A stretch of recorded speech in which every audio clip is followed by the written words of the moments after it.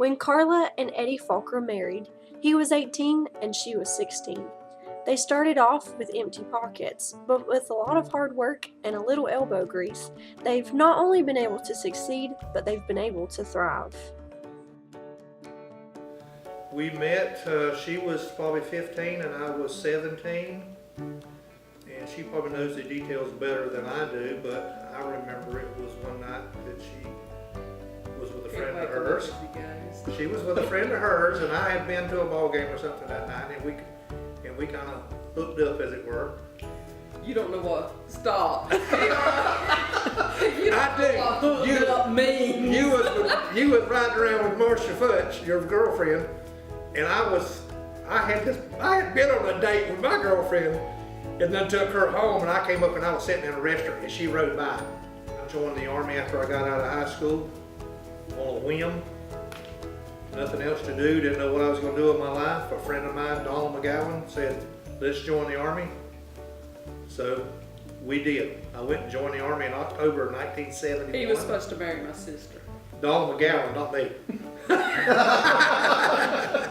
Yeah, Donald McGowan was supposed to be marrying her sister. I went in the Army of October 1971. Vietnam was still going on. We were young, we were in love. We were broke. We were definitely broke. I didn't have anything. Not even nothing but just whatever clothes I took with me to basic training was probably what I had. And so I joined the Army.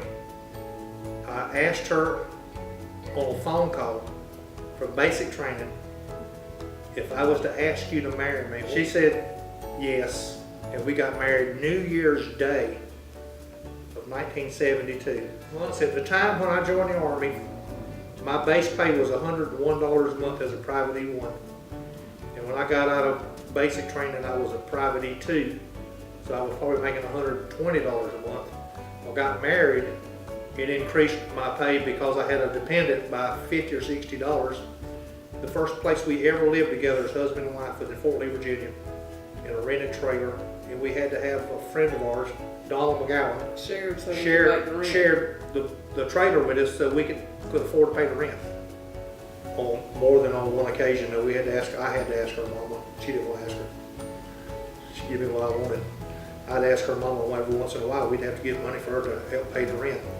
Because it was like, I can't remember if it was $150 or $250 a month for that trailer. But that included all the utilities, everything. But we didn't make much money still. We seen a thing in the newspaper in Little Issy where we live. How would you like to make an extra $30,000 a year? And we thought we would rather make $60,000 extra. So we become chicken farmers. You had your own business. Yep, and then after I got out of the retired, they offered me a retirement from Fort Stewart because they were going to abolish my job. I had two options. I could just roll with somebody else and stay on there and continue working, but I had 27 years, and you had to have between 25 and 30 years to qualify for this particular thing they were offering. They said that if I wanted to take an early out on my retirement, I could, and they would pay me $25,000 cash plus give me the early retirement if I qualified. So I put my name in. Didn't hear anything from them for 6 or 8 months. I mean, I just forgot about it. You know, came into work one Monday morning, and they told me on a Monday morning, they said, Wednesday's your last day. So I retired.